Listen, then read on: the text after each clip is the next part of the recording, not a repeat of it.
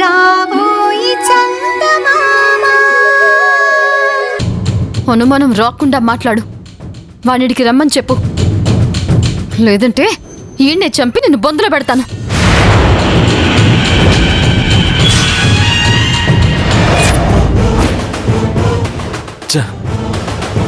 ఎంత చెప్పినా నా మాట వినలేదు. ఇప్పుడేమవుద్దో ఏమో. ప్రశాంతి నెంబర్.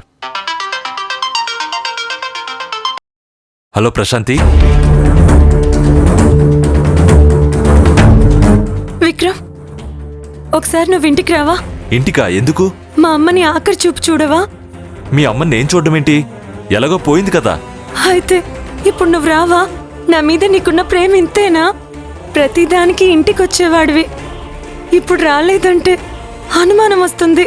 రా విక్రమ్. సరే వస్తున్నాను. అక్కడంతా ఓకే కదా? ఏ ప్రాబ్లం లేదు కదా? అంతా ఓకే, త్వరగా రా. సరే వస్తున్నాను.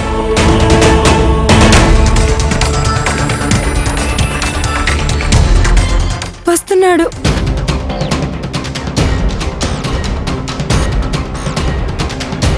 శివరాం గారు, గా విక్రమ్ రాగానే వీళ్ళిద్దరిని తీసుకుపోయి కోర్టులో నిలబెట్టాలా? మనకి టైం లేదు, జల్దీ తీసుకుపోవాలా?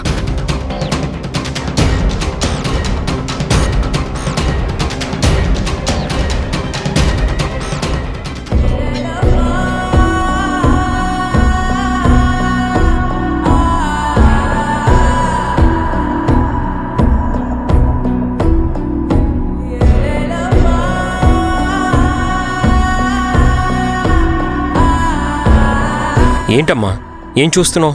చంద్రిక కోసం రా. తను నిన్ను కాపాడ్డానికి ఎవిడెన్స్ తెస్తాను అనింది. ఏంటమ్మా అది? తెలీదురా, కానీ తెస్తానని చెప్పింది. ఏంటో తెలియకుండా తను ఏం తెస్తానని చెప్పింది నువ్వెలా నమ్ముతున్నావమ్మా? నిజం చెప్పాల్సిన ప్రశాంతి అబద్ధం చెప్పింది. ఉన్న ఎవిడెన్స్లన్నీ నాకు వ్యతిరేకంగానే ఉన్నాయి. ఇక ఇప్పుడు తను కొత్తగా తీసుకురావడానికి ఏమున్నాయమ్మా? నువ్వు రామ్మోహన్ని హత్య చేయలేదు అనేది నిజం. నువ్వు హత్య చేయలేదంటే హత్య చేసిన ఇంకో మనిషి ఎవరో ఉన్నారనేది నిజమే కదా. కోర్టుకు ఎవిడెన్స్లు దొరకనంత మాత్రాన నువ్వు దోషివి కావు. నిజం ఎలాగైనా బయటకొస్తుంది. నాకు ఆశ లేదమ్మా. కాని నాకు నమ్మకం ఉందిరా. చంద్రిక మీద నమ్మకం ఉంది. భర్త కోసం పోరాటం చేసే ఓ భార్య మీద నమ్మకం ఉంది. అన్ని ఆశలు పోయి నిరాశలో కూరుకుపోయిన నన్ను ఈ నల్లకోటు వేసి పంపించిందిరా. ఆఖరి నిమిషం వరకు నమ్మకాన్ని వదులుకోవద్దత్తయ్యా. నా ప్రాణాలైనా పణంగా పెట్టి ఆ ఎవిడెన్సులు తెస్తాను అని వెళ్ళింది. భర్తని కాపాడుకోవడం కోసం ఆడపిల్ల ఎంత దూరమైనా వెళ్తుందిరా. తన ఆత్మస్థైర్యమే మనకు అండ. నువ్వేమీ tension పడకురా.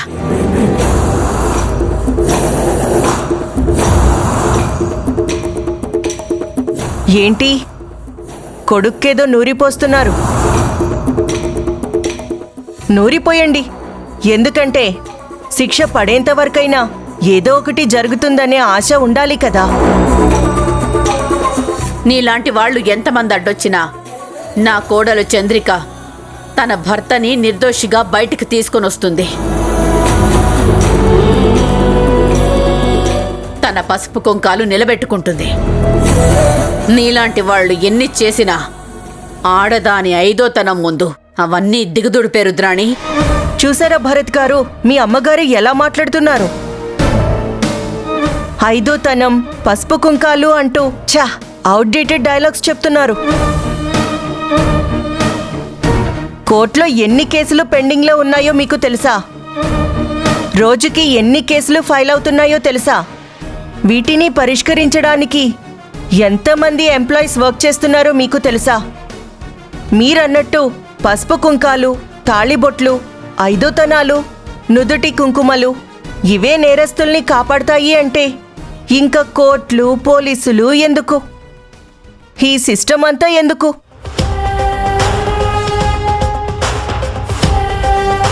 The great criminal lawyer Bhanumathi గారు కొడుకుని కాపాడుకోవడం చేతకాక కోడలి పసుపు కుంకాల మీద ఆధారపడ్డం చూస్తుంటే నవ్వొస్తుంది. అలా నవ్వుతూనే ఉండు.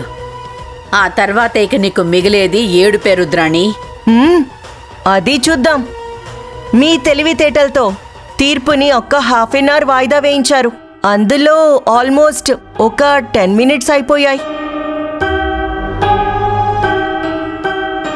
ఇంకా మిగిలిన 20 మినిట్స్లో మీరేం చేస్తారో ఏం చెయ్యగలరో మీరే ఆలోచించుకోండి.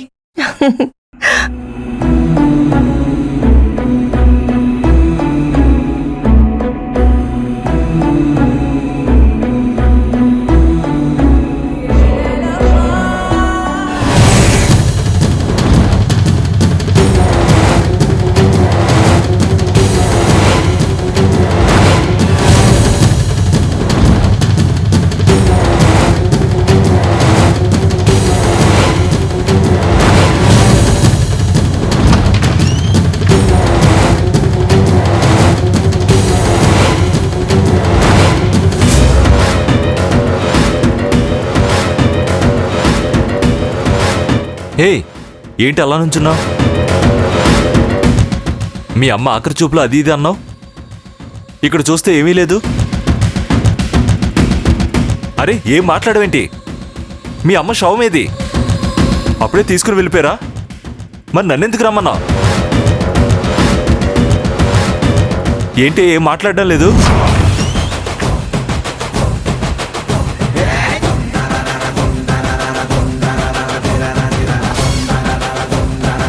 మీరు విక్రమ్, పారిపో.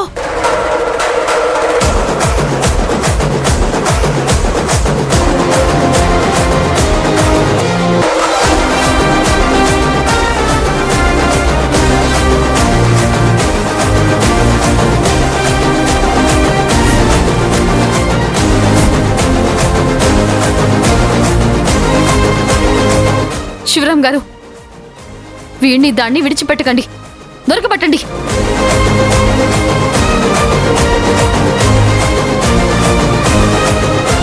సార్, నన్ను క్షమించండి సార్. కోర్టుకొచ్చి లొంగిపోతాను సార్. అమ్మా,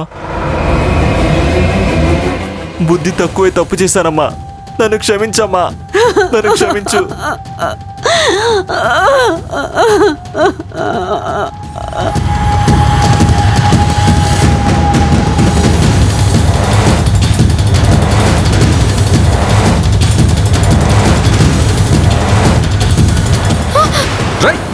శివరాం గారు, పట్టుకోండి.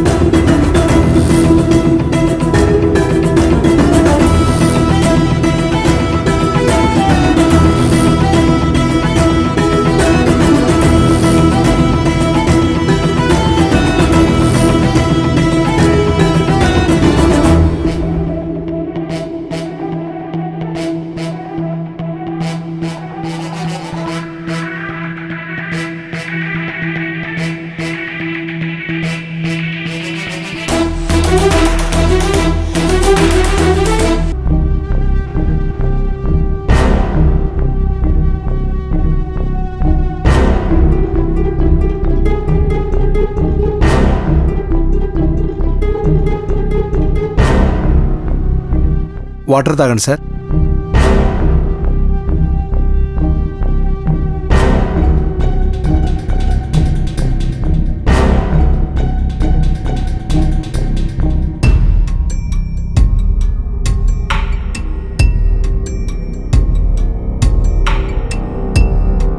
శివరామ్ గారు వాటర్ తాగండి మేడం. వద్దు, అయిపోయింది శివరామ్ గారు, అంతా అయిపోయింది. వీళ్ళని పట్టి కోర్టుకి తీసుకుపోదాం అనుకున్నా, ఇద్దరు తప్పించుకుని పోయారు. అత్తయ్య గారు నన్ను నమ్మి కోర్టులో ఒక అరగంట టైం అడిగారు. కోర్టు ఇచ్చిన టైం ఈయనే అయిపోయింది. ఇంకా ఓడిపోడు ఖాయం నరేష్ గారు. నా భర్తకి అన్యాయంగా శిక్ష పడిపోతుంది.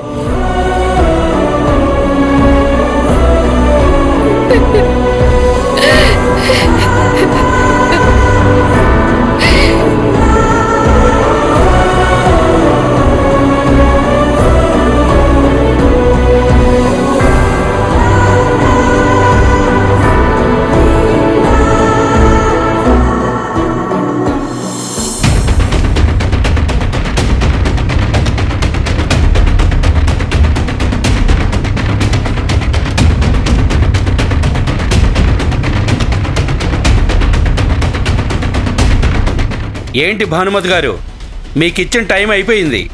మీరు ఏ ఎవిడెన్స్ తీసుకురాలేదు. ఇంకా ఎంతసేపు ఆగమంటారు?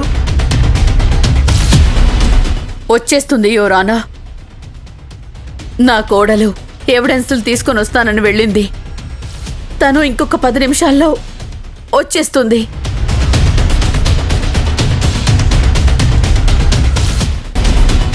యువర్ ఆనర్, డిఫెన్స్ వారికి సాక్ష్యాల సేకరణ కోసం ఆల్రెడీ 20 రోజులు మీరు సమయం ఇచ్చారు. అయినా ఇంకో అరగంట అన్నారు.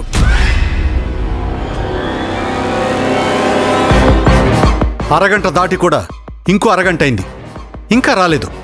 ఇప్పుడు మళ్ళీ ఇంకో 10 నిమిషాలు అంటున్నారు.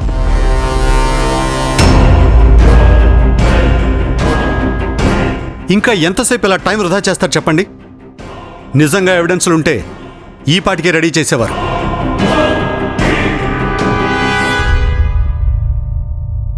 ఏం చేయకుండా ఇలా ఉన్నారు అంటే కేవలం వాళ్ళ దగ్గర ఏ సాక్ష్యాలు లేవని అర్థం.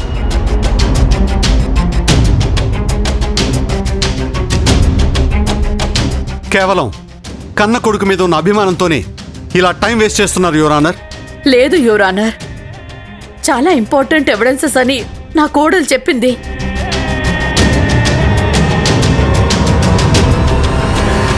పోనీ అదేంటో చెప్పండి భానుమతి గారు. నిజంగా అది అంత బలమైన సాక్ష్యం అయితే ఆగుదాం. అదేంటో చెప్పండి.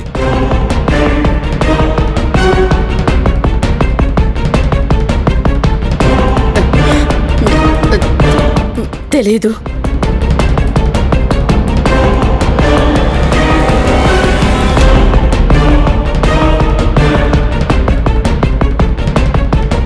విన్నారుగా యువర్ ఆనర్, వచ్చే సాక్ష్యం ఏంటో తెలీదు. వాళ్ళ కోడలు చెప్పింది ఈవిడి విని కోర్టు అన్ని టైం కావాలని అడుగుతున్నారు. ఇంత ఎక్స్పీరియన్స్ ఉన్న ఒక సీనియర్ లాయర్ ఈవిడ మాట్లాడాల్సిన మాటలు కాదు ఇవి.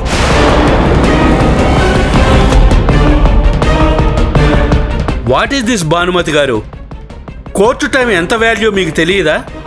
మీ మీద గౌరవం కొద్దీ అరగంట వాయిదా వేశాను. ఇంకా మీరు ఏ ఎవిడెన్స్ ప్రొడ్యూస్ చేయకుండా ఇంకా ఏదేదో చెప్తారేంటి?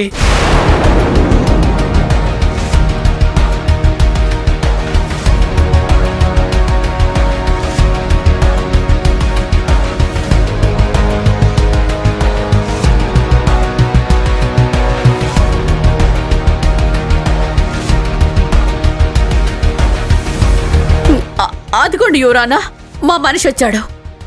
ఒక్క నిమిషం.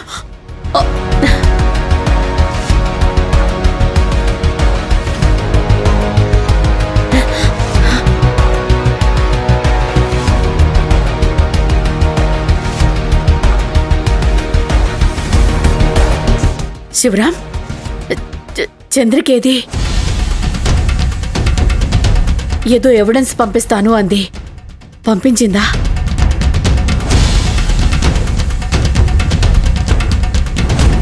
చెప్పు శివరాం.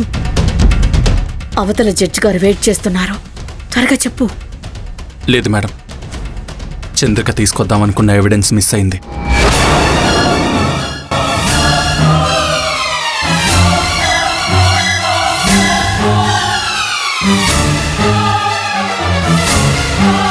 మేమందరం చాలా ట్రై చేసాం, కానీ కుదరలేదు మేడం.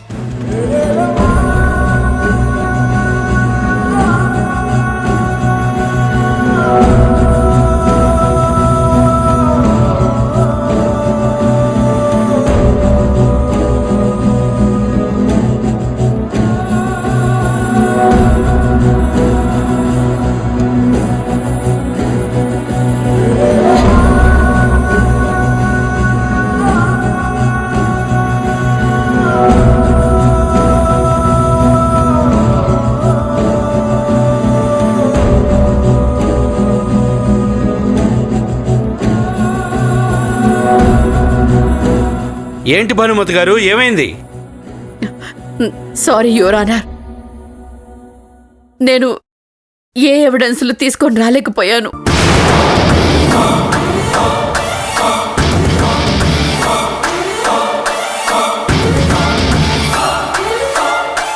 నేను చెప్పాను కదా యువరానా, ఆవిడ దగ్గర ఏ ఎవిడెన్సెస్ లేవు. తన కళ్ళ ముందు కొడుకుకి శిక్ష పడుతుంటే చూడలేక ఈవిడ ఏదేదో మాట్లాడుతున్నారు. కానీ చివరికి ఓటమిని ఒప్పుకున్నారు.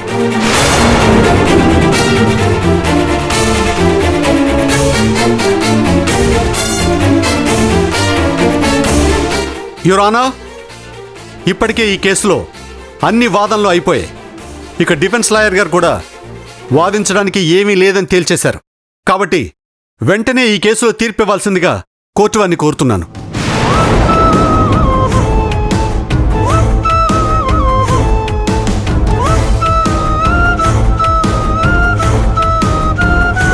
ఈ కేసు పూర్వాపరాలు పరిశీలించిన మీదట వాద ప్రతివాదనలు మరియు పోలీసు వారు ప్రవేశపెట్టిన సాక్ష్యాధారాలను అనుసరించి ముద్దాయి భరత్ రామ్మోహన్ అనే వ్యక్తిని ముద్దాయే హత్య చేసినట్టుగా కోర్టు నమ్ముతోంది.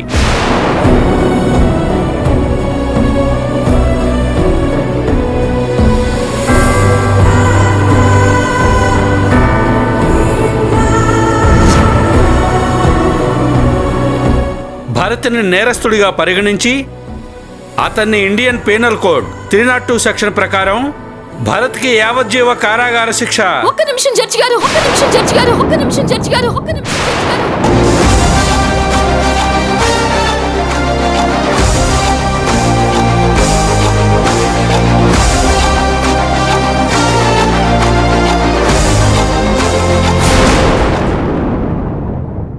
వాళ్ళని తీసుకురండి.